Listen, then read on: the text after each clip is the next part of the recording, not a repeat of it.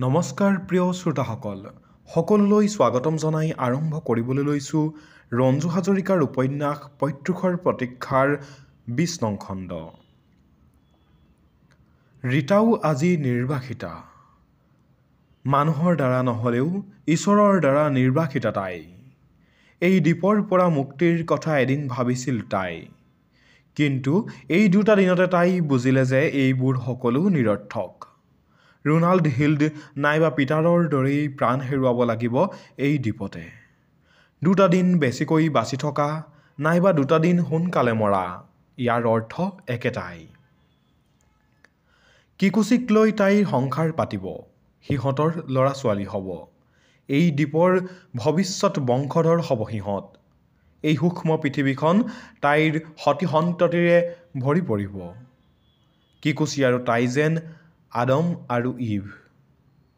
ৰীতাই কিকুচিলৈ চালে। সি সাগৰৰ পাৰে পাৰে কেঁকুৰা বিচৰাত ব্যস্ত। সি কেঁকুৰা খাই বৰ ভাল পায়।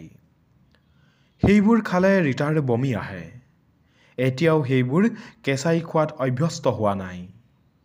সেইবোৰ খোৱাতকৈ ফল মূল খোৱাই ভাল। মাজে মাজে অৱশ্য ৰীতাই কেঁচা মাছ বা মাংস খাবলৈ চেষ্টা কৰে। ইতিমধ্যে অনেক দূৰ আগুৱাই গৈছে কিকুচি। ৰীতা বহাৰ পৰা উঠি নিজৰাৰ ফালে আগুৱাই গ'ল। নিজৰাৰ পাৰতে আঁঠু কাঢ়ি বহি নিজৰ প্ৰতিবিম্বটোলৈ আগ্ৰহেৰে চাই ৰ'ল কিছু সময়। নিজৰাৰ চঞ্চল জলধাৰাত কম্পমান প্ৰতিবিম্বটো স্পষ্ট দেখা নগৈছিল। কিমান দিন যে নিজৰ মুখখন ভালকৈ দেখা নাই। ৰীতাই অনুমান কৰিলে গাল দুখন যেন যথেষ্ট সোমাই গৈছে। চকু দুটিও কোটগৰাত। এইকেইটা দিনতে কিমান যে স্বাস্থ্যৰ অৱনতি ঘটিছে। আইভানৰ সেই সুন্দৰ ৰূপৱতী ৰীতাজনী এতিয়া নাই। দুইখন হাতেৰে নিজৰাৰ পানীবোৰ খেলিমেলি কৰি পেলালে ৰীতাই। ৰীতাৰ প্ৰতিবিম্ব সহস্ৰ খণ্ডত খণ্ডিত হ'ল। নিজৰাৰ পানীৰে মুখখন ধুই থৰক বৰক খোজেৰে আগুৱাই আহি সমুদ্ৰৰ পাৰৰ নাৰিকল গছ এজোপাৰ তলত বহিল। ভৰি দুখন সন্মুখলৈ মেলি দি উদাস দৃষ্টিৰে সমুদ্ৰৰ উত্তাল তৰংগবোৰলৈ চাই ৰ'ল। উজ্জ্বল নীলাকাশৰ বুকুত তোলাৰ দৰে শুভ্ৰ মেঘৰ শোভাযাত্ৰা চলিছে সমস্ত দিন। মেঘৰ ছাঁ পৰে দ্বীপটোত, সমুদ্ৰৰ বুকুত। সেইবোৰকে চাই চাই ৰীতাই সময়বোৰ পাৰ কৰিলে। অলপ টোপনি টোপনি ভাৱ আহিছিল ৰীতাৰ। চকু দুটা মুঠ খাই আহিছিল আপোনা আপুনি। চকুৰ আগৰ সাগৰখন, আকাশৰ মেঘবোৰ সকলোবোৰেই যেন ক্ৰমাৎ অস্পষ্ট হৈ আহিছে। নাৰিকল গছজোপাত সম্পূৰ্ণ গাটো এৰি দি ৰীতাই এটা দীঘলীয়া হামি মাৰিলে। কিকুচিয়ে এসোপা কেঁকুৰা গোটাই আনি ৰীতাৰ ভৰিৰ ওচৰত এৰি দিলেহি। ৰীতাই ঘৃণাত নাক কোচাই সেই ঠাইৰ পৰা লৰি আঁতৰি গ'ল। কিকুচিয়ে বাগৰি বাগৰি হাঁহিবলৈ ধৰিলে। ৰীতা আঁতৰি গৈ আঁতৰৰ শিল এটাত বহিল। কিকুচিয়ে কেঁকুৰাবোৰ পুনৰ গোটাই লৈ ঘৰটোৰ ফালে আগবাঢ়িল। সমুদ্ৰৰ ফালে চোৱাৰ লগে লগে হঠাৎ ৰীতাই দেখা পালে দিগন্তত ধোঁৱাৰ ৰেখা। ৰীতাই কৌতূহলেৰে চাই ৰ'ল। সেয়া ধোঁৱা নে মেঘ? বহু সময়ৰ পিছত সাগৰৰ বুকুত যেন কিবা এটা কলা বিন্দুৰ সৃষ্টি হ'ল। ৰীতা এইবাৰ শিলটোৰ ওপৰত থিয় হ'ল আৰু এক দৃষ্টিৰে সেই বিন্দুটোৰ ফালে চাই ৰ'ল। বিন্দুটো যেন ক্ৰমান্বয়ে ডাঙৰ হৈ আহিছে। ৰীতা এইবাৰ নিশ্চিত হ'ল যে সেই বিন্দুটো জাহাজৰ বাহিৰে আন একো নহয়। অধীৰ আগ্ৰহ আৰু উৎকণ্ঠাত ৰীতাৰ উশাহবোৰ যেন ঘন হ'বলৈ ধৰিলে। জাহাজখন যদি এইফালে আহিলহেঁতেন? অৱশেষত ৰীতাই ভবামতেই জাহাজখন দ্বীপটোৰ ফালেই আগুৱাই অহা দেখি ৰীতাই সমুদ্ৰৰ পাৰে পাৰে লৰি কিকুচিক চিঞৰি চিঞৰি মাতিবলৈ ধৰিলে। কিকুচি কিন্তু নাহিল। জাহাজখন যিমানে ওচৰ চাপি আহিল ৰীতাই সিমানে হাত জোকাৰি জোকাৰি চিঞৰিবলৈ ধৰিলে। এটা সময়ত জাহাজৰ ডেকৰ মানুহবোৰ ৰীতাৰ দৃষ্টিগোচৰ হ'ল। ৰীতা লৰি গৈ এটা শিলৰ ওপৰত উঠি জঁপিয়াই জঁপিয়াই চিঞৰিবলৈ ধৰিলে। বোধহয় জাহাজৰ আৰোহীয়ে ৰীতাক দেখা পাইছিল। জাহাজৰ পৰা এখন নাও নমোৱা ৰীতাই দেখা পালে। ৰীতাই তেতিয়াও চিঞৰিবলৈ এৰা নাই।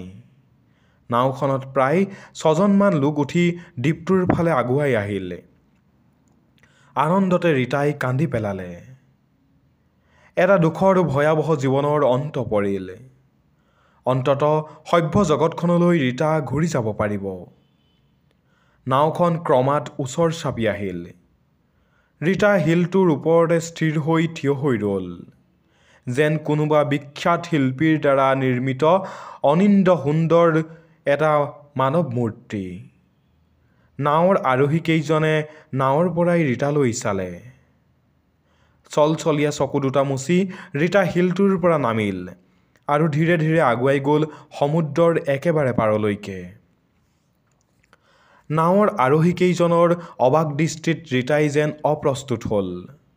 তাইৰ তেতিয়াহে চেতনা হ'ল যে কঁকালত মেৰিয়াই লোৱা সামান্য গছৰ বাকলিৰ বাহিৰে দেহৰ ক'তো অকণো আৱৰণ নাই।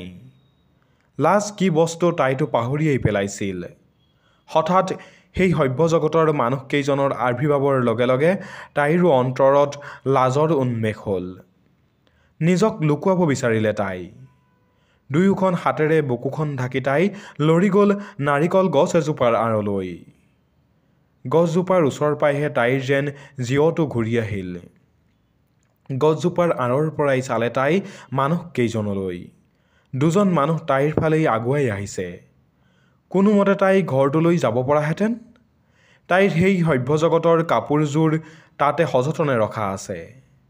এনে অৱস্থাত তাইক দেখি সেই মানুহবোৰে চাগৈ কি ভাবিছে। তাইৰ দেহৰ ৰং চুলি দেখি নিশ্চয় আদিজাতি বা বৰ্বৰ দলৰ বুলি ভবা নাইতো। আগবাঢ়ি অহা মানুহ দুজনৰ কথোপকথন তাইৰ কাণত পৰিল। স্পষ্ট ইংৰাজী উচ্চাৰণ। তাইকে উদ্দেশ্যি যেন কিবা কৈছে। ৰীতাই নাৰিকল গছৰ আঁৰৰ পৰাই মানুহ দুজনলৈ চালে। হঠাৎ চমকি উঠিল ৰীতা। এয়া তাই কি দেখিছে? তাইৰ অন্তৰখন এক অনাবিল আনন্দত পুলকিত হৈ উঠিল। চকুৰ যেন পলকেই নপৰিব। এয়া তাইৰ চকুৰ সন্মুখত তাইৰ অন্তৰৰ দেৱতা আইভান। ৰীতাৰ দুচকু বিস্ময়ত ভৰি পৰিছে। যেন নিজৰ চকুকেই বিশ্বাস কৰিব পৰা নাই। এনেদৰে আইভানৰ ফালে তাই চাই ৰ'ল। ৰীতা? আইভানেই পোনতে মাতিলে।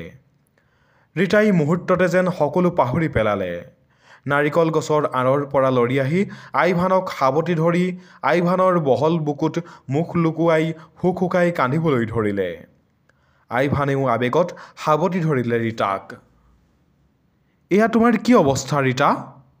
মই যে তোমাক বিচাৰি সমগ্ৰ পৃথিৱী তোলপাৰ কৰিছোঁ। আইভানে আৰু কিবা কিবি ক'লে। ৰীতাৰ কান্দোনৰ যেন শেষেই নহ'ব। নাকান্দিবা ৰীতা। এয়া চোৱা তোমাৰ আইভান ঘূৰি আহিল। চোৱা ৰীতা, মূৰ তুলি চোৱা। আইভান?